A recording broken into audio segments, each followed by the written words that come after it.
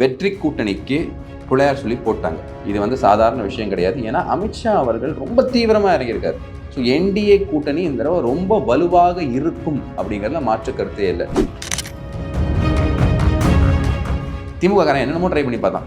டிடிவிக்கும் இபிஎஸ்க்கும் சுண்டு முடிஞ்சு விட, அப்புறம் இபிஎஸ்க்கும் ஓபிஎஸ்க்கும் சென்று முடிஞ்சு விட. நான் அப்பவும் சொன்னேன், பண்ணட்டும் நாங்கள் ரைட் டைமில் பீக் பண்ணுவோம். நீட்டு ஏன் ரத்து பண்ணலன்னா நாங்கள் காங்கிரஸ் வரும் நம்புகிறோம், அவங்க ஆள் தானே வந்திருக்காரு, நீங்கள் பண்ண சொல்லுங்கள் அப்படின்னு சட்டசபையில் பேசார். இப்போ நீங்கள் என்ன வாக்குறுதி கொடுத்துருக்கணும்?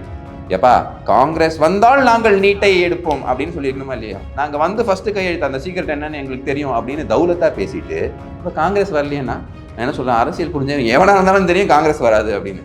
காங்கிரஸ்காரனுக்கே தெரியுங்க காங்கிரஸ் வராது அப்படின்னு. கனிமொழி அவர்கள் என்ன சொன்னாங்க, ஒரு பிரைம் மினிஸ்டர் பேசுகிற மாதிரியா பேசினாங்க. அவரால் கீழே வர முடியாது, மேலேயே பறக்க வேண்டியதான்னு சொன்னாங்கல்ல. இப்போ என்ன ஆகுது?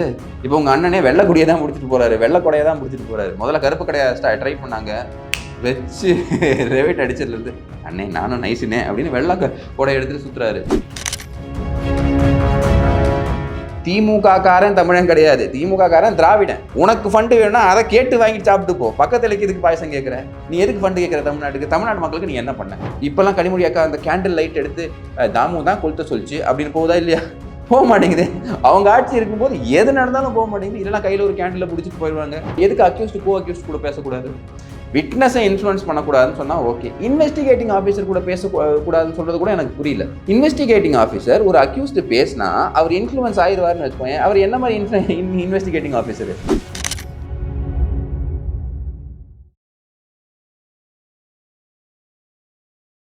இளைய பாரத நேயர்களுக்கு வணக்கம். இன்னைக்கு நம்ம நேர்களில் நம்ம சிறப்பு விருந்தினர் இளைய பாரதின் நிறுவனரான கார்த்திக் கோபிநாத் சார் அவர்கள் தான். நான் வணக்கங்கண்ணா. வணக்கம்ண்ணா. வணக்கம் கௌதம். நான் நேற்றைய தினம் பாரத பிரதமர் மோடி அவர்கள் மதுராந்தகத்துக்கு வந்திருந்தாங்க. நீங்களும் அங்கே தான் இருந்தீங்க. அந்த ஃபீல் எப்படி இருந்துச்சு? அந்த ஆரா பார்த்தீங்களாண்ணா? அமேசிங். அதாவது வெற்றி கூட்டணிக்கு பிள்ளையார் சொல்லி போட்டாங்க. இது நடக்க போகுதுன்னு நான் அப்பவே சொன்னேன். அப்போ பல பேர் என்ன ஏளனம் பண்ணிக்கிட்டு இருந்தாங்க அப்படின்னா, எங்கேயா நீங்கள் இருக்கீங்க, அதிமுக இருக்குது நீங்கள் இருக்கீங்க, உன் சைக்கிள் செயின் எடுத்து அவன் மூஞ்சியில் விட்டுக்கோ, அவன் சைக்கிள் செயின் எடுத்து உன் மூஞ்சியில் விட்டுக்கோன்னு இந்த காமெடி இருக்குது பார்த்தீங்களா, அந்த மாதிரி சொல்லிட்டு இருந்தாங்க. நான் சொன்னேன், இது வந்து சாதாரண விஷயம் கிடையாது. ஏன்னா அமித்ஷா அவர்கள் ரொம்ப தீவிரமாக இறங்கியிருக்காரு. புரியுதுங்களா? தமிழ்நாடு மேலே அவ்வளோ ஃபோக்கஸ் இருக்குது. ஸோ என்டிஏ கூட்டணி இந்த தடவை ரொம்ப வலுவாக இருக்கும் அப்படிங்கிறதுல மாற்று கருத்தே இல்லை. ஸோ அதற்கு முத்தாய்ப்பாக தான் இந்த விஷயத்தை ஆரம்பித்து வச்சிருக்காரு அந்த கூட்டணியோட எல்லா லீடர்ஸும். அதுவும் அன்புமணி ராமதாஸ் அவர்கள் இருந்தார், டிடிவி தினகரன் அவர்கள் இருந்தார், அதுக்கப்புறமா எடப்பாடி பழனிசாமி அவர்கள் இருந்தார், அப்புறமா நயனா நாகேந்திரன் அவர்கள், அண்ணாமலை அவர்கள், பிஜேபி லீடர்ஸு, மற்ற கட்சி லீடர்ஸு, ஐஜேகே லீடர், அப்புறமா வந்து நம்மளோட ஜான் பாண்டியன் அவர்கள், எல்லா தலைவர்களும் இருந்தாங்க. பேர் விட்டு போச்சுன்னா நீங்கள் மன்னிச்சுக்கோங்க, அவ்வளோ பெரிய கூட்டணி. அதனால் எல்லாரோட பேரும் நான் என்னால் சொல்ல முடியல. ஸோ ஒரு ஷோ ஆஃப் ஸ்ட்ரென்த் இருந்தது. உங்களுக்கு எல்லாருக்கும் தெரியும், இந்த பேட்டில் பிளான்ஸ் எல்லாம் டிவைஸ் பண்ணும்போது ஆர்மிஸ் என்ன பண்ணுவாங்க அப்படின்னா, அவங்க வந்துட்டு ஒரு மாக் ட்ரில் வைப்பாங்க. அப்போ அவங்களோட ஏவுகணைகள், அவங்களோட டேங்க்ஸு, அவங்களோட லேட்டஸ்ட் டெக்னாலஜி, ட்ரோன்ஸு, அப்புறமா அவங்களோட காம்பேக்ட் ஸ்கில்ஸ் எல்லாத்தையும் காட்டுவாங்க. அந்த மாதிரி அந்த மதுராந்தகம் பார்த்தீங்க அப்படின்னு பார்த்தீங்கன்னா, மக்கள் வெள்ளத்தில் அப்படியே மூழ்கி கிடந்தது. அவ்வளோ ஹெவியாக இருந்தது இன்ஃப்ளோ ஆஃப் பீப்புள். நிறைய பேர் வெளியே காத்திருந்தாங்க. கிட்டத்தட்ட 4 லட்சம் 5 லட்சம் பேர் அந்த இடத்துல கூடுறாங்க. ஸோ இது எதை காட்டுது அப்படின்னா, ஃபஸ்ட்டு அதிருப்தி, மக்களோட அதிருப்தி. 2வது ஒரு வேக்யூம் வேணும், இந்த மாதிரி ஒரு தலைமை வேணும், இந்த மாதிரி ஒரு கூட்டணி வேணும் அப்படிங்கிறதுக்கு வேண்டி மக்கள்லாம் ஒன்று சேர்ந்துருந்தாங்க, தலைவர்கள்லாம் ஒன்று சேர்ந்துருந்தாங்க. தலைவர்களோட பேச்சிலையும் பார்த்தீங்கன்னா நிறைய விஷயம் உங்களுக்கு புரிஞ்சிருக்கும். திமுக காரன் என்னென்னமோ ட்ரை பண்ணி பார்த்தான். டிடிவிக்கும் இபிஎஸ்க்கும் சுண்டு முடிஞ்சு விட, அப்புறம் இபிஎஸ்க்கும் ஓபிஎஸ்க்கும் சென்று முடிஞ்சு விட. நான் அப்பவும் சொன்னேன், பண்ணட்டும் நாங்கள் ரைட் டைமில் பீக் பண்ணுவோம், கரெக்டான நேரத்தில் கூட்டணியை முடிச்சு அது எல்லாரும் முன்னாடியும் சொல்லுவோம் அப்படின்னு சொல்லியிருந்தாங்க. டிடிவி தினகரன் அவர்கள் ரொம்ப, அதான் அரசியல் முதிர்ச்சிங்கிறது ரொம்பவே முக்கியங்க. அவர் கிளியராக வராரு. எங்களுக்குள்ள இது இருந்தது, டிஃப்ரென்ஸ் ஆஃப் ஒப்பீனியன் இருந்தது. ஆமாம், வேறு கருத்துக்கள் இருந்தது. நாங்கள் ஒரு நல்ல டேர்ம்ஸில் இல்லை. ஆனால் நாங்கள் 2 பேரும் யாரோட பசங்க? புரட்சி தலைவி அம்மாவோட பசங்க. அவ்வளோதான் முடிஞ்சிச்சு. இதுக்கப்புறம் நீங்கள் போய் என்ன கேட்பீங்க? அண்ணன் தம்பி சண்டை, நாங்கள் பார்த்துக்கணும், நீ கிளம்பு அப்படின்னு அடிச்சு விட்டுருவாங்களா இல்லையா? திமுக காரன் சுற்றி சார் அவன் உன்னை எதோ சொன்னான், நான் பார்த்துக்கிறேன்.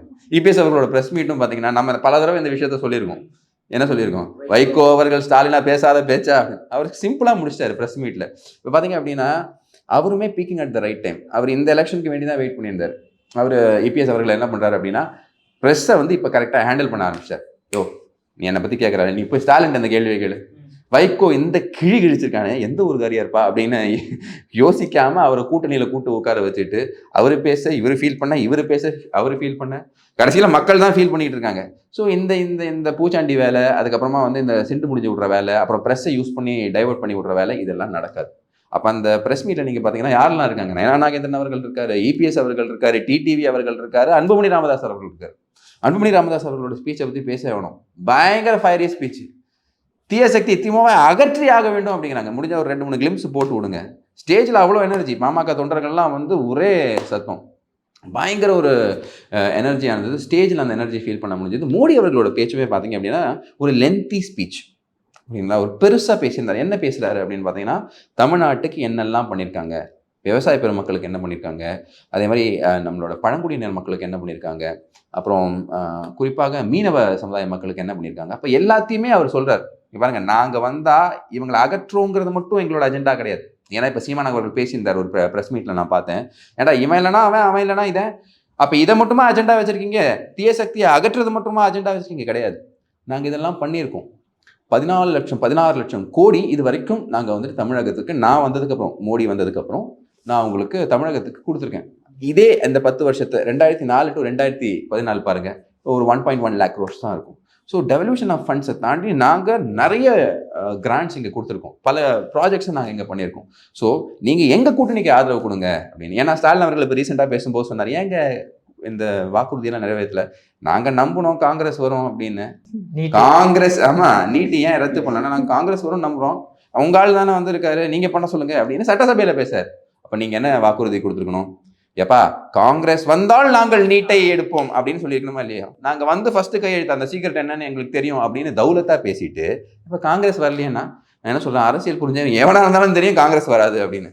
காங்கிரஸ்காரனுக்கே தெரியுங்க காங்கிரஸ் வராது அப்படின்னு. அதனாலதான் ஒன்னு அறிவாலய வாசத்துல உட்காந்துருக்கான், இல்ல டெல்லியில ராகுல் காந்தி வீட்டு முன்னாடி உட்காந்துருப்பான், எச்சமா வந்துருவாரு அப்படின்னு. ஸோ அதனால இந்த மாதிரி இந்த டைவர்ஷனரி டாக்டிக்ஸு, மக்களை ஏமாத்துறது, ஸோ அந்த விஷயங்கள் எல்லாத்தையும் அன்புமணி ராமதாஸ் அவர்கள் ரொம்ப தீவிரமாக பேசியிருக்காரு. அப்போ இந்த கூட்டணி அங்கே உட்காந்து ப்ரெஸ் மீட் கொடுக்குது பார்த்தீங்களா, அதுதான் மாற்றத்துக்கு உண்டான அறிகுறி. ஸோ திமுக வீட்டுக்கு கிளம்ப வேண்டியது உறுதி தான். கொஞ்சம் எல்லாரும் சேஃபாக இருக்கணும். ஏன்னா இங்கே எவ்வளோ கொள்ளை அடிக்க முடியுமோ அடிப்பாங்க அவனுங்க, திருட்டு பசங்க. ஸோ இதுக்கப்புறம் இது போச்சு, ஸ்டாலின் அவர்களுக்கு அப்புறம் உதயநிதி ஸ்டாலினுக்கெல்லாம் ஒரு அரசியல் அறிவும் கிடையாது அப்படிங்கிறது குழந்தைக்கு கூட தெரியும், திமுகனுக்கே தெரியும். அதனால தான் இன்பநிதி ஒரு வேலை நல்லா இருப்பாருன்னு இன்பநிதியை பார்த்து பின்னாடி போயிட்டு இருக்காங்க. அதனால தான் இன்பநிதிக்கு இந்த புத்தக கண்காட்சியெல்லாம் கொண்டு போய், இந்தப்பா நான் படிக்கல, நீயாச்சும் படிப்பா அப்படின்னு கொண்டு போய் அவருக்கு புக்ஸ் எல்லாம் வாங்கி கொடுக்குறாரு. பட் அந்த தந்தை மகன் உறவை நான் கிண்டல் பண்ண முடியல. பட் நான் என்ன சொல்றேன்னா, பொலிட்டிக்கல் மெட்டல்லாம் அவங்களுக்கு கிடையாது. ஸோ திமுக ஆட்சியிலேருந்து அகற்றப்பட்டுச்சுன்னா திமுகவை முடிச்சு விட்டுருவாங்க அப்படின்னு அவருக்கு தெரியும். ஸோ ஆப்போசிஷன் கேம்ப் ஸ்ட்ராங் ஆயிடுச்சு. இனிமே தான் திமுக ஆட்டம் காண ஆரம்பிக்க போது, இனிமேல் விளையாட்டெல்லாம் வேற மாதிரி இருக்கும் அப்படிங்கிறத மாற்று கருத்தில் மோடிஜி அவர்கள் வந்தார். அவரோட அந்த ஆரா பார்த்தீங்க அப்படின்னா, நீ கேட்ட ஃபுல் கான்ஃபிடன்ஸ், என்டிஏ இங்கே ஆட்சிக்கு வரும், மாற்று கருத்தே இல்லை அப்படிங்கிற மாதிரி. ஸோ எல்லா லீடர்ஸ்டையும் அவர் டைம் ஸ்பெண்ட் பண்ணுறாரு. இதுக்கு முன்னாடி எங்கேருந்து வராருங்கிறதும் ரொம்ப முக்கியம். எங்கேருந்து வர்றாரு சொல்லுங்க? கேரளா. எக்ஸாக்ட்லி, திருவனந்தபுரத்துலேருந்து வர்றாரு. திருவனந்தபுரம் கேரளாவோட கேபிட்டல். இப்போ அங்கே என்ன பண்ணுறாருன்னா, பிஜேபியோட மேயர் வந்திருக்கார் ராஜேஷ் அவர்கள். ஸோ அந்த ராஜேஷ் அவர்களை போய் மீட் பண்ணிட்டு அங்கே அவருக்கு வாழ்த்து தெரிவிச்சு அதுக்கப்புறமா இங்கே வராரு. காலையில் 12 மணிக்கு அங்கே ஃபங்க்ஷன், 3 மணிக்கு இங்கே ஃபங்க்ஷன். ஸோ பாருங்க, ஒர்க் ரேட் பாருங்க மோடி அவர்களுக்கு. ஸோ ஃபோக்கஸ் கம்ப்ளீட்டாக இங்கே இருக்கு. இது வெற்றிக்குண்டான ஒரு பெரிய ஒரு அறிகுறி. பட் காம்ப்ளசன்சி கூடாது, ஒர்க் பண்ணிக்கிட்டே இருக்கணும். அந்த மோடில் தான் இப்போ பாஜகவும் அதிமுகவும் பாமகவும் டிடிவி அவர்களோட பார்ட்டியும் மற்ற ஆட்கள் திருமாறன் அண்ணன் அவங்க எல்லாருமே என்டிஏ கூட்டணியில் கொண்டு வந்தாங்க. எல்லா கட்சியும் உள்ளே கொண்டு வந்தாங்க. வாங்க லெட்ஸ் ஃபைட் அப்படிங்கிறது தான் எங்களுக்கு கூடிய ஐடியா. ஓகே. பட் மோடி அவர்கள் ஸ்பீச்சில் கேட்கும்போது ஒரே ஒரு விஷயம் மட்டும் சொல்ல முடியுதுன்னு, அதாவது டிஎம்கேக்கு வந்து பார்த்தீங்க அப்படின்னா சிஎம்சி அப்படின்னு ஒரு அப்ரிவேஷனோட கொடுக்குறாருன்னு. ஒரு பிரைம் மினிஸ்டராக இருந்துட்டு ஒரு ஆளும் கட்சியை வந்து இந்த அளவுக்கு பேசலாமா? ஏன் பேசக்கூடாது? கனிமொழி அவர்கள் என்ன சொன்னாங்க? ஒரு பிரைம் மினிஸ்டர் பேசுகிற மாதிரியா பேசினாங்க? அவரால் கீழே வர முடியாது, மேலேயே பறக்க வேண்டியதான்னு சொன்னாங்கல்ல. இப்போ என்ன ஆகுது? இப்போ உங்கள் அண்ணனே வெள்ளை கொடியை தான் முடிச்சுட்டு போகிறாரு, வெள்ளை கொடையை தான் முடிச்சுட்டு போகிறாரு. முதல்ல கருப்பு கொடையை ட்ரை பண்ணாங்க, வச்சு ரெவேட் அடிச்சதுலேருந்து அண்ணே நானும் நைஸுனே அப்படின்னு வெள்ளை கொடையை எடுத்துகிட்டு சுற்றுறாரு. ஸோ அதனால் அந்த மாதிரி பேச்செல்லாம் பேசிட்டு ஒன்றிய அரசு சனாதன தர்மம் எல்லாம் பேசினா எவ்வளோ கடுப்பில் இருப்பாங்க மேலே. So they are very. சிஎம்சினா என்ன சொன்னார்? ஏதாவது தப்பாக சொன்னாரா? சீனா என்ன? கரப்ஷன். எம்னா மாஃபியா. அது நமக்கு தெரியும். டிஎம்கேக்கு பேரே மாஃபியா தானே, மாஃபியா கும்பல் தானே. மணல் மாஃபியாவில் ஆரம்பிச்சு ட்ரக் மாஃபியா வரைக்கும் எல்லாருமே திமுகவில் தான் இருப்பாங்க. கண்ணுக்குட்டியில் ஆரம்பிச்சு ஜாஃபர் சாதிக் வரைக்கும். ஒருத்தன் வந்து கள்ளச்சாராயம் கடத்துறான், இன்னொருத்தன் வந்து ட்ரக் பெட்லர். ஸோ இந்த மாதிரி அப்புறம் சீக்கு என்ன அர்த்தம்? கிரைம் சொல்லவே வேண்டாம். கஞ்சாவை போட்டுன்னு கிசாவை போட்டுன்னு யார் அடிக்கிறான், எதுக்கு அடிக்கிறான், எதுக்கு வெட்டுறான், எதுக்கு குத்துறான்னு ஒன்றுமே தெரியல. இந்த அளவுக்கு இந்த மாதிரி தமிழ்நாட்டில் ஏதாவது நீங்கள் பார்த்துருக்கீங்களா? அரசாங்க ஊழியர்கள் எங்களுக்கு கன்னு கொடுங்க சார் ப்ரொடெக்ஷனுக்குன்னு சொல்கிற நிலைமைக்கு கொண்டு வந்து விட்டுட்டு இதில் எது தப்பு இருக்குது? சிஎம்சியில் கரெக்டாக தானே சொல்லியிருக்காரு. அப்போ சிஎம்சி வேலூரில் இருக்கக்கூடிய பசங்கள்லாம் ஃபோன் பண்ணி என்னையா இங்கே இழுக்கிறாங்க, ஏதாவது கையை வச்சிட போறீங்க? அதெல்லாம் ஒன்றும் கிடையாது. சிஎம்சிங்கிறது இந்த டிஎம்கேக்கு இருக்கக்கூடிய புது, முதல்ல சொன்னாங்க பார்த்தீங்களா, டிஎம்கே 2G 3G 4G 4 ஜென்ரேஷனாக இருக்காங்க. 4 ஜென்ரேஷனாகவும் இவங்க தமிழ்நாட்டுக்கு பண்ணது இந்த சிஎம்சி தான். அதாவது கரப்ஷன், மாஃபியா, கிரைம் இது எல்லாத்தையும் முடிச்சு விட்டுட்டு எங்கே யாரை தூக்கணுமோ அந்த அளவுக்கு லீகலாக ஜுடிஷியல் ரூட்டில் அவங்க எல்லாருக்கும் தக்க தண்டனை கொடுக்கப்படும். ஆரம்ப புள்ளி யார்கிட்ட போட்டாங்க? நேரு. செந்தில் பாலாஜிக்கு அப்புறம் இப்போ என்ன போட்டிருக்காங்கன்னா நேரு. ஏற்கனவே நேருங்கிற பேரை கேட்டால் பாஜக காரனுக்கு எப்படி ஃபீல் ஆகும்? அதுவும் KN நேரு அவர்கள் நீங்கள் திமுக குடும்பத்துக்கு ரொம்ப க்ளோஸாக இருக்காங்க. ஸோ இடி இப்போ லெட்டர் அமைச்சிருக்கு, இவர் மேலே நீங்கள் எஃப்ஐஆரை ரெஜிஸ்டர் பண்ணுங்கள், ரொம்ப மோசமான கிரைம் எல்லாம் பண்ணியிருக்காங்க, பயங்கரமான கரப்ஷன் இது அப்படின்னு சொல்லியிருக்காங்க. ஸோ அதை இவங்க பண்ணுவாங்களோ மாட்டாங்களோங்கிறது ரெண்டாவது விஷயம். பட் இடி ஜுடிஷியல் ரூட்டை எடுத்து ஒரு எஃப்ஐஆரை போட வச்சு இவங்களையெல்லாம் போட்டு உள்ளே வைப்பாங்கங்கிறதுல மாற்று கருத்து இல்லை. ஓகேண்ணே. அதேமாதிரி இப்போ மோடி அவர்கள் வந்துட்டு போன உடனே ஸ்டாலின் அவர்கள் தன் ட்விட்டர் பக்கம் ரொம்ப ஆக்டிவ் ஆகிட்டாருன்னு. அதில் வந்து ஃபஸ்ட்டு விஷயம் என்ன சொல்கிறார், ஒரு 3 விஷயம் சொல்லப்படுதுண்ணே. ஒன்று என்ன பண்ணுவாங்கன்னா, எலெக்ஷன் டைமில் மட்டும் வரக்கூடிய மோடி அவர்களே உங்கள்கிட்ட நான் கேள்வி கேட்குறேன். ஒன்று, அந்த எஜுகேஷனுக்கான கோடி, அதாவது 3000 சம்திங் கோடியா என்ன எங்களுக்கு ஒதுக்காமல் இருக்கிறீங்க? அடுத்தது என்னமோ ஒன்று டபுள் இன்ஜின்றீங்க, தமிழ்நாட்டில் எல்லாமே டப்பா இன்ஜின் தான் வரப்போகுது பாருங்க அப்படின்ற மாதிரி ஒரு குற்றச்சாட்டு வைக்கிறாங்க. தமிழ்நாட்டில் டப்பா என்ஜின் ஓடிக்கிட்டு இருக்கிறதுனால தான் இந்த என்ஜினுக்கு பெட்ரோல் ஊற்றுனா எப்படி இருந்தாலும் போய் கவர போகுது, எதுக்கு பெட்ரோலை வேஸ்ட் பண்ணிக்கிட்டு அப்படின்னு ஒரு வேலை ஃபீல் பண்ணியிருக்கலாம். பட் இதெல்லாம் வந்து பொய் புரட்டு. நான் சொல்கிறேன் பாருங்க, SC/ST சப் பிளான் ஒன்று இருக்குது. அதில் என்ன அப்படின்னு பார்த்தீங்கன்னா, நம்ம பழங்குடியின மக்களுக்கும் அதே மாதிரி நம்ம SC மக்களுக்கும் இந்த ஒரு பட்ஜெட்டை அலோகேட் பண்ணுவாங்க இயர்லி. அந்த பட்ஜெட்டை ஒழுங்காக யூஸ் பண்ணாமல் அந்த காசு திருப்பி அமைச்சிருக்காங்க. ஃபண்டு லேப்ஸாக இருக்குது. நீ எல்லாம் பேசலாமா ஃபண்டை பற்றி? கொடுத்த ஃபண்டை ஒழுங்காக யூஸ் பண்ணியா? 4000 கோடி ஃப்ளட்டு, 99% முடிஞ்சிச்சு, 93% முடிஞ்சிச்சு, கடைசியில் 50% முடிஞ்சிருச்சு அப்படின்னு கொண்டு வந்து நிற்கிறாங்களா இல்லையா? ஸோ கொடுத்த ஃபண்டெல்லாம் ஆட்டையை போட்டுக்கிட்டு இருக்கிறது தான் இந்த திமுகவோட வேலையாக இருக்குது. ஸோ அவங்கெல்லாம் ஃபண்டை பற்றி பேசவே கூடாது. எங்கள் உரிமை நல்லா புரிஞ்சுக்கோ. திமுக காரன் தமிழன் கிடையாது, திமுக காரன் திராவிடன். புரியுதா? உனக்கு ஃபண்டு வேணும்னா அதை கேட்டு வாங்கிட்டு சாப்பிட்டு போ. பக்கத்தில் இதுக்கு பாயசம் கேட்குற, நீ எதுக்கு ஃபண்டு கேட்குற? தமிழ்நாட்டுக்கு, தமிழ்நாட்டு மக்களுக்கு நீ என்ன பண்ண? இலவசத்தை கொடுத்த, அதுக்கப்புறமா அந்த காசை எப்படி பிடிங்கிற? டாஸ்மாகில் வச்சு பிடிங்கிற. எத்தனை தாலி போகுது, பறி போகுது. இப்போல்லாம் கனிமொழி அக்கா அந்த கேண்டில் லைட் எடுத்து தாமு தான் கொளுத்த சொல்லிச்சு அப்படின்னு போகுதா இல்லையா? போக மாட்டேங்குது. அவங்க ஆட்சி இருக்கும்போது எது நடந்தாலும் போக மாட்டேங்குது. இல்லைன்னா கையில் ஒரு கேண்டில் பிடிச்சிட்டு போயிடுவாங்க. இப்போ எதுவுமே பிடிச்சிட்டு போக மாட்டேங்கிறாங்களே, இதெல்லாம் தவறு தானே. ஸோ அதனால் இந்த நாடகம் எல்லாம் இனிமேல் மக்கள் ஏற்றுக்க மாட்டாங்க. பாஜக உள்ளே வந்துடும், RSS உள்ளே வந்துடும், தமிழ்நாடு வஞ்சிக்கப்பட்டது, அதெல்லாம் பரவாயில்ல. உங்களை விட யாருமே தமிழ்நாட்டை வஞ்சிச்சது கிடையாது. முதல்ல இங்கே கிளம்புங்கடா அப்படிங்கிற அளவுக்கு மக்கள் மனநிலை இருக்குது. அதனால் இந்த ட்விட்டரில் ட்வீட்டு போடுறது, அப்புறம் ஃபேஸ்புக்கில் போஸ்ட்டு போடுறது, அப்புறம் ஷூட்டிங் பண்ணுறது, கடைசியில் இந்த ஆட்சி முடிகிற நேரத்தில் எரிய போகிற விளக்குத்தான் பிரகாசமாக எரியுன்னு சொல்லுவாங்க பார்த்தீங்களா? அதனால் நல்லா பிரகாசமாக எரியட்டும். அதுக்கப்புறம் அப்படின்னு ஊதுவார் பார்த்தீங்களா? சிங்கமுத்து ஊதுவார் பார்த்தீங்களா? எதுக்குன்னு வெளிச்சத்துல மூஞ்சி தெரிஞ்சிடும்ல, அப்படி மக்கள் ஊதி அணைச்சிருவாங்கிறதுதான் நிதர்சனமான. ஆனா இப்ப நீங்க வழக்கம் சொன்ன ஞாபகம் வருது, இது திருப்பரங்குன்றத்தை பத்தியும் அவர் பேசிட்டாரா? கண்டிப்பா. நிதின் நவீன்ல ஆரம்பிச்சு இங்க மோடி அவர்களும் இந்த திருப்பரங்குன்றம் இஷ்யூவை அவங்க ரொம்ப சீரியஸாக எடுத்துக்கிறாங்க. ஏன்னா இது இந்துக்கள் மேலே தாக்குதல். நான் ஏற்கனவே சொன்னேன், சனாதன தர்மத்தை பற்றி பேசினது 80% இந்துக்களை மனசை புண்படுத்தி இருக்குன்னு ஹைகோர்ட், மெட்ராஸ் ஹைகோர்ட் ஜட்ஜு சொல்லியிருக்காங்க. அதனால அமித் மால்வியா மேலே போட்ட கேஸை குவாஷ் பண்ணிட்டாங்க. ஸோ இவங்க வந்து ஹிந்து வேற, சனாதனம் வேற. சரி, ஹிந்து அப்படின்னு வந்தால் ஹிந்து வேற, சைவம் வேற, வைணவம் வேற. அப்போ சைவத்துக்குள்ளே போனால் இந்த ஊர் சைவம் வேற, அந்த ஊர் சைவம் வேற அப்படின்னு சங்கீதா சைவங்கிற மாதிரி அந்த லெவலுக்கு கொண்டு போய் விட்டுருக்கானுங்க இவங்களுக்கு. என்னன்னா ஹிந்துக்கள் ஒற்றுமையாக இருக்கக்கூடாது. அப்போ இந்த டிசைனை எக்ஸ்போஸ் பண்ணுறது ரொம்பவே முக்கியம் தமிழக மக்களுக்கு. புரியுதுங்களா? இப்போ நீங்கள் ஹிந்து அப்படின்னா அதில் பெருமை கொள்வது என்ன பிரச்சனை இருக்குது? இஸ்லாமியர்னு சொல்லிக்கிறான்ல, கிறிஸ்துவர்னு சொல்லிக்கிறான்ல. நான் ஹிந்துவாக ஒன்று கூட விரும்புகிறேன். ஏன்னா இது கோயிலை ப்ரொடெக்ட் பண்ணுற விஷயம் மட்டும் கிடையாது, நம்ம கலாச்சாரத்தை ப்ரொடெக்ட் பண்ண விஷயம். இப்போ தமிழர்களும் தமிழ் இலக்கியம் ஹிந்துக்களையும் பிரிக்கவே முடியாது. அது எப்படியாவது ஏதாவது ஒரு 4 பேரை வச்சு ஒரு ரிசர்ச் பண்ணி அதை பிரிக்கலாம். திருக்குறளே வந்து கிறிஸ்துவ நூல்னு சொல்ல ட்ரை பண்ண கும்பல் இந்த கும்பல். ஸோ அந்த அட்டெம்ப்ட் இவங்க பண்ணும்போது கிளியராக உடைக்கிறாங்க. இன்ஃபேக்ட் ஸ்டேஜில் மோடி அவர்கள் கொடுக்கக்கூடிய அந்த கிஃப்ட் என்ன அப்படின்னு பார்த்தீங்கன்னா திருப்பரங்குன்றம் முருகன் தான். ஸோ முருகன் துணையோடு இங்கே ஆட்சி மாற்றம் நடக்கும் அப்படிங்கிறதான் இங்கே இருக்கக்கூடிய அந்த சட்டில் அண்டர்ஸ்டாண்டிங் ஆஃப் ஓகேண்ணே. அதே மாதிரி இப்போ வழக்குங்கும் போது இப்போ சவுக்கு சங்கரோட வழக்கு வந்து என்னது மெட்ராஸ் ஹைகோர்ட் வேறு சில விஷயங்கள் சொல்லியிருக்காங்க. அதாவது பெயில் கொடுக்கலாமா வேண்டாமான்ற மாதிரி விஷயங்கள், அது என்னென்ன மாதிரி விஷயங்கள் வெளியே வந்ததுண்ணே?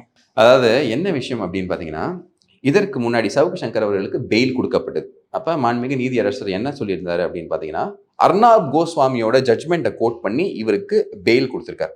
அர்னாப் கோஸ்வாமியோட ஜட்மெண்ட்டை கோட் பண்ணும்போது என்ன சொல்லியிருக்காரு அப்படின்னு பார்த்தீங்கன்னா, விச் ஹண்ட் நடந்திருக்கு. விச் ஹண்ட் அப்படின்னா, இவரை வந்துட்டு வேட்டையாட இவங்க சுற்றிக்கிட்டு இருக்காங்க அப்படிங்கிறது.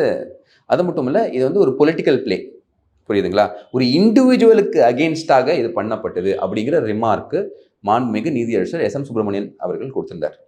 ஸோ அந்த ஜட்மெண்ட்டு வந்திருக்கு. ஸோ அதுக்கு அகெயின்ஸ்டாக இங்கே இருக்கக்கூடிய நம்ம ஆளும் அரசு, விளங்காத ஆளும் அரசு எதுக்கெல்லாம் காசு செலவு பண்ணுது பாருங்க. ஒரு மனுஷனை தூக்கி உள்ளே போடுறதுக்கு. நான் மறுபடியும் சொல்கிறேன், சவுக்கு சங்கர் நமக்கு அகெயின்ஸ்டாக அவ்வளோ பண்ணியிருக்காரு, பல பேருக்கு அகெயின்ஸ்டாக பண்ணியிருக்காரு, பண்ணி சிரிச்சிருக்கார்.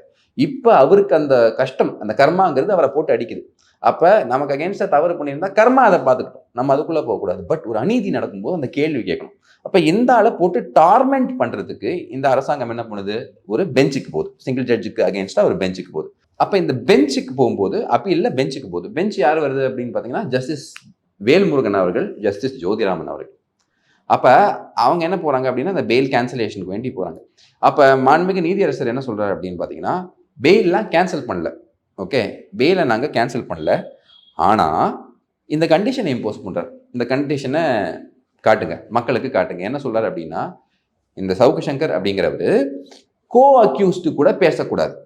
அதாவது இவர் கூட யார் குற்றம் சாட்டப்பட்டார்களோ அவர் கூட பேசக்கூடாது, விட்னஸ் கூட பேசக்கூடாது, இன்வெஸ்டிகேட்டிங் ஆஃபீஸர் கூட பேசக்கூடாது. எங்கேயாவது கேள்விப்பட்டிருக்கீங்களா இதை? சரி, விட்னஸை இன்ஃப்ளூயன்ஸ் பண்ணுவான், அதனால விட்னஸ் கூட பேசக்கூடாது அப்படின்னு சொல்கிறது புரிஞ்சுக்கலாம். கோ அக்யூஸ்டு கூட பேசக்கூடாதுன்னு சொன்னால் அது எப்படி புரிஞ்சுக்கிறதுன்னு எனக்கு தெரியல. கோ அக்யூஸ்ட் யாரு? மாலதி. அங்கே தான் உட்காந்து டிபேட் பண்ணுறோம். மாலதி, அதான் நீங்கள் பார்த்துருப்பீங்களா, சவுக்கு கூட நிதிஷ்னு ஒரு பையன், அப்புறம் மாலத்தின்னு ஒருத்தங்க இருப்பாங்க. இப்போ மாலதி கோ அக்யூஸ்ட், மாலதி கூட பேசக்கூடாது அப்படின்னு சொல்கிறாங்க. புரியுதுங்களா? பேசினா என்ன ஆகணுங்கிறத நான் சொல்கிறேன். இப்போ ஃபஸ்ட்டு இந்த விஷயத்தை நம்ம பார்ப்போம். அதாவது இது வரைக்கும் நீங்கள் எங்கேயாவது கேள்விப்பட்டிருக்கீங்களா, இப்போ 2 பக்கத்து வீட்டில் இருக்கவங்க கூட சண்டை வருது. இப்போ ஹஸ்பண்ட் அண்ட் ஒய்ஃப் ஒரு சைடில் இருக்காங்க, அவங்க நெய்பர் இன்னொரு ஹஸ்பண்ட் அண்ட் ஒய்ஃப். அப்போ ஏதோ பேச்சுவார்த்தையில் அடிதடி ஆகுதுன்னு வச்சுக்கோங்க. அப்போ இவர் அவங்க மேலே எஃப்ஐஆர் கொடுக்குறாரு, அவரும் இவங்க மேலே எஃப்ஐஆர் கொடுக்குறாங்க. அப்போ இந்த சைடில் பார்த்தீங்கன்னா அக்யூஸ்ட் யார்? ஹஸ்பண்டு.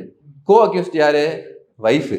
எதுக்குங்க அக்யூஸ்டு கோ அக்யூஸ்டாக போட்டிங்க? ஆமாம், அந்த ஆள் பாட்டில் எடுத்து அடிச்சாரு, அப்போனா நீ தானே பாட்டில் எடுத்து கொடுத்த அப்படின்னு கோ அக்யூஸ்டாக போட்டாங்கன்னு வைங்க. இப்போ இருக்கக்கூடிய எஃப்ஐஆர்லாம் அப்படி தான் இருக்குன்னு வச்சுக்கோங்க. அப்போ இந்த சைடும் அப்போ அப்படி இருக்குது. அப்போ அக்யூஸ்டும் கோ அக்யூஸ்டும் பேசக்கூடாதுன்னா புருஷனும் பொண்டாட்டியும் எப்படி பேசாமல் இருப்பாங்க? ஒரு 2 பேர் லிவிங் டுகெதர்லேயே இருக்காங்கன்னு வச்சுக்கோங்க.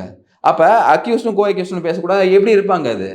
இது என்ன மாதிரி இதெல்லாம் எனக்கு புரியவே இல்லை. எதுக்கு அக்யூஸ்டு கோ அக்யூஸ்ட் கூட பேசக்கூடாது? விட்னஸை இன்ஃப்ளூயன்ஸ் பண்ணக்கூடாதுன்னு சொன்னால் ஓகே, இன்வெஸ்டிகேட்டிங் ஆஃபீஸர் கூட பேசக்கூடாதுன்னு சொல்கிறது கூட எனக்கு புரியல. இன்வெஸ்டிகேட்டிங் ஆஃபீஸர் ஒரு அக்யூஸ்டு பேசினா அவர் இன்ஃப்ளூயன்ஸ் ஆயிடுவார்னு வச்சுக்கோங்க. அவர் என்ன மாதிரி இன்வெஸ்டிகேட்டிங் ஆஃபீஸரு? இது என்ன, இது புதுசாக இருக்குது கதை. ஸோ இது கண்டிப்பாக சேலஞ்ச் பண்ண வேண்டிய ஒரு ஜட்ஜ்மெண்ட். சுப்ரீம் கோர்ட்டுக்கு போகணும். அதாவது சுப்ரீம் கோர்ட்டுக்கு போய் என்ன மாதிரி ஜட்ஜ்மெண்ட் கொடுத்துருக்கீங்க நீங்கள்? இட் இஸ் அகெயின்ஸ்ட் இண்டிவிஜுவல் லிபர்ட்டிங்க, இண்டிவிஜுவல் லிபர்ட்டி. இது ஒரு கேகிங் ஆர்டர். கேகிங் ஆர்டர் என்ன அப்படின்னா, வாய்ப்பூட்டு மாதிரி. வாய்ப்பூட்டு சட்டம் கேள்விப்பட்டிருக்கீங்கல்ல? ஓகே, அதுக்கப்புறம் மெட்காஃப் ஆக்ட் வந்துச்சு, அது ஒரு வரலாறு, அதை விடுங்க. பட் வாய்ப்பூட்டு சட்டம் மாதிரி தானே இருக்குது. அது சட்டம் போட்டால் கூட பரவாயில்ல இவங்க, ஆனால் சட்டத்தை சேலஞ்ச் பண்ணக்கூடிய ஜுடிஷியல் ரிவ்யூ பவர்ஸ் வச்சிருக்கக்கூடிய ஹைகோர்ட்டு ஆல்மோஸ்ட் கேக் தானே பண்ணியிருக்கு. நீ பேசக்கூடாதுன்னு எப்படி சொல்லலாம்? இது எதுக்கு பண்ணப்பட்டிருக்கு அப்படின்னு சொல்கிறாங்க அப்படின்னா, the court was guided to give this order. ஏன்? மாலதி கூட பேசினா அந்த ப்ரோக்ராம் பண்ணலாம், அந்த ப்ரோக்ராம் சவுக்கு சங்கர் பண்ணக்கூடாது, அதுக்கு வேண்டி இது பண்ணப்பட்டிருக்கு அப்படின்னு சொல்கிறாங்க. இல்லை, இப்போ என்ன கேள்வி எழுதுனா, இப்போ ஒரு ஜட்ஜஸ்மெண்ட்டை இந்த அளவுக்கு நீங்கள் கிரிட்டிசைஸ் பண்ணலாமா? அதை நல்லா புரிஞ்சுக்கோங்க. ஜட்ஜ்மெண்ட்டை பற்றி பேசுறதுக்கு உண்டான எல்லா ரைட்ஸும் நம்ம அரசியலமைப்பு சட்டம் நம்ம கொடுக்குது. ஆர்டிகல் 19 என்ன பண்ணக்கூடாது அப்படின்னா, இப்போ இந்த ஜஸ்டிஸ் வேல்முருகன் அவர்கள் திமுக அடிவரடியாக இருக்காரு, ஜஸ்டிஸ் வேல்முருகன் அவர்கள் திமுக காசு வாங்கி அவருக்கு பெனிஃபிட் மாதிரி பண்றாரு, ஜஸ்டிஸ் வேல்முருகன் அவர்கள் கமிஷனர் ஆஃப் போலீஸ் கூட கல்யூட் பண்ணிட்டு இந்த சவுக்கு சங்கரை விச் ஹண்ட் பண்றாரு இப்படிங்கிற ஸ்டேட்மெண்ட் தான் சொல்லக்கூடாது. அவர் பயஸ்டா இருக்காரு, அவர் கேரக்டரை கொஸ்டின் பண்ற மாதிரி விஷயங்களை தான் நம்ம சொல்லக்கூடாது. நம்ம அப்படி எதுவும் சொல்லவே இல்லையே. நம்ம என்ன சொல்றோம்னா, இந்த மாதிரி ஒரு ஜட்ஜ்மெண்ட் கொடுத்துருக்காங்க, இது எனக்கு புரியல, நானும் சட்டம் படிச்சிருக்கேன், ஐ பாஸ்ட் லா, எனக்கு அரசியலமைப்பு சட்டம் மேலே அவ்வளோ நம்பிக்கை இருக்குது. இதெல்லாம் அரசியலமைப்பு சட்டம் சொல்லக்கூடிய அந்த லிபர்ட்டிக்கு அகேன்ஸ்டாக இருக்கே, லிபர்ட்டி, ஃப்ரெட்டர்னிட்டி, ஈக்குவாலிட்டின்லாம் சொல்கிறாங்க பார்த்தீங்களா? அப்போ ஆர்டிகல் 19க்கு அகேன்ஸ்டாக இருக்கே இது. இட்ஸ் ஆல்மோஸ்ட் அ கேகிங் ஆர்டர் தானே. எப்படி நீங்க அதை சொல்லலாம் கோ அக்யூஸ்ட் கூட பேசக்கூடாது அப்படி இது மாதிரி நான் கேள்விப்பட்டதே இல்லை. ஸோ இந்த ஜட்ஜ்மெண்ட் முறியடிக்கப்பட வேண்டும். காரணம் என்ன, இது சவுக்குக்கு வேண்டி மட்டும் கிடையாது, இட்ஸ் அகேன்ஸ்ட் ஹியூமனிட்டி. புரியுதுங்களா? அது மட்டும் கிடையாது, இன்னொரு இந்த ஸ்டேட்மெண்ட் எடுத்து காட்டுங்க. இந்த கண்டிஷன்ஸை மீறும் பட்சத்தில் இன்வெஸ்டிகேட்டிங் சைடு, அதாவது ஸ்டேட் சைட்லேயே வந்து பெயிலை கேன்சல் பண்ணலான்னு சொல்லியிருக்காங்க. இது மாதிரி கேள்விப்பட்டிருக்கீங்களா? நீங்கள் என்ன பண்ணுவீங்க, ஏதாவது ஒரு கண்டெம்ப்ஷியஸ் ஆக்ட் நடந்துச்சுன்னா மறுபடி நீதிமன்றத்துக்கு போய், ஐயா இந்த மாதிரி நீங்கள் கண்டிஷன்ஸ் போட்டீங்க, அந்த கண்டிஷன்ஸை மீறி இப்படி பண்ணிட்டாங்க, அதனால தான் நாங்கள் பெயில் கேன்சல் பண்ண மூவ் பண்ணியிருக்கோம்னு சொல்கிறது எப்படி இருக்குது? நீ வரவே வேணாம், நீயே கேன்சல் பண்ணிக்கப்பா அப்படின்னு சொல்கிறது எப்படி இருக்குது? ஆனால் எவ்வளோ பெரிய தவறு. ஸோ இந்த judgement has to be questioned, it has to be taken upstairs. Supreme கோர்ட்டில் போயிட்டு கண்டிப்பாக இது ஓவர் டர்ன் பண்ணப்படும் அப்படிங்கிறதுல எந்த விதமான மாற்று கருத்தும் இல்லை. Because this lakhs merit. நீங்கள் நல்லா பாருங்கள், இந்த ஜட்மெண்ட்டில் கீழே கொடுத்துருப்பாங்க, அந்த மக்கள்கிட்ட காட்டுங்க. நான் வந்து மெரிட் ஆஃப் த இதுக்குள்ளே போகலை, நான் வந்து இந்த சிம்பிள், இந்த வெரி நேரோ பர்ஸ்பெக்டிவ், என்னது இந்த பெயிலை வந்துட்டு ரிஜெக்ட் பண்ணலாமா, இந்த இன்டரிம் பெயிலை வந்து ரிஜெக்ட் பண்ணலாமா இல்லையா அப்படின்னு. ஏன்னா இன்டரிம் பெயில் கொடுக்கப்பட்டிருக்கிறது 2 கண்டிஷனில், மெடிக்கல் கிரவுண்டு மட்டும் கிடையாது. இப்போ வெறும் மெடிக்கல் கிரவுண்டில் கொடுத்துருக்காங்க அப்படின்னா அது வேற கதை. மெடிக்கல் கிரவுண்டு கூட இந்த மாதிரி ஒரு சப்ஸ்டான்டிவ் அப்சர்வேஷன் வந்துட்டு மாண்புமிகு சிங்கிள் ஜட்ஜ் சொல்லியிருக்காரு. என்ன சொல்லியிருக்காரு, விச் ஹண்ட் நடத்தப்படுது, இண்டிவிஜுவலுக்கு அகேன்ஸ்டா இருக்கு அப்படின்னு. அப்போ அந்த பார்ட்டும் இருக்கு. அவர் அந்த பார்ட்டுக்குள்ள போகல. அவர் என்ன சொல்றாருன்னா, இந்த விஷயம் சொல்லியிருக்காங்க, அப்போ நீங்க என்ன பண்ணக்கூடாது, நீங்க கோ அக்யூஸ்டை மீட் பண்ணக்கூடாது, பேசக்கூடாது, எந்த விதமான கன்வென்ஷன் வச்சுக்கூடாது, நீங்க உங்க ஹெல்த் விஷயத்துக்கு மட்டும் தான் மூவ் பண்ணணும், வேற எதுக்கும் மூவ் பண்ணக்கூடாது. என்ன மாதிரி ஜட்மெண்ட் இது? ஸோ எனக்கு தெரிஞ்சு this is against the individual liberty, it's against the freedom of expression and it has to be challenge. இதெல்லாம் ஒரு ஜுடிஷியல் பிரசிடென்ட்டாக இருக்கக்கூடாது. That is why it has to be challenge. நாளைக்கு பார்த்து சார் சவுக்கு சங்கர் கேஸில் இந்த மாதிரி பேசக்கூடாதுன்னு சொல்லியிருக்காங்க, நீங்களும் அந்த அக்யூஸ்டும் கோ அக்யூஸ்டும் பேச வச்சிடாதீங்க அப்படின்னா எத்தனை குடும்பத்தில் பிரச்சனை வரும் யோசிச்சு பாருங்க. புருஷன் பொண்டாட்டி பேச முடியாத அளவுக்கு போயிடும்ல. ஐ டோன்ட் நோ சவுக்குக்கும் மாலத்திக்கும் என்ன ரிலேஷன்ஷிப் எனக்கு தெரியல. பட் அவங்க 2 பேரும் பேசக்கூடாதுன்னு சொல்றது இட்ஸ் ராங். அப்போ இந்த ஷோவை இம்பீட் பண்ணுறதுக்கு, இந்த ஷோவை வந்துட்டு பிளாக் பண்ணுறதுக்கு உண்டான ஒரு முயற்சி பை த ஸ்டேட், அதுக்கு ஜுடிஷியரி கிவன் பண்ணிடக்கூடாது அப்படிங்கிறதுக்காக தான் இந்த விஷயத்தை நம்ம எக்ஸ்போஸ் பண்ணுறோம். உங்கள் அற்புதமான கருத்துக்களை இளையபிரானோ பண்ணதற்கு மிக்க நன்றிண்ணே. மிக்க நன்றிண்ணே. நன்றி, வணக்கம்.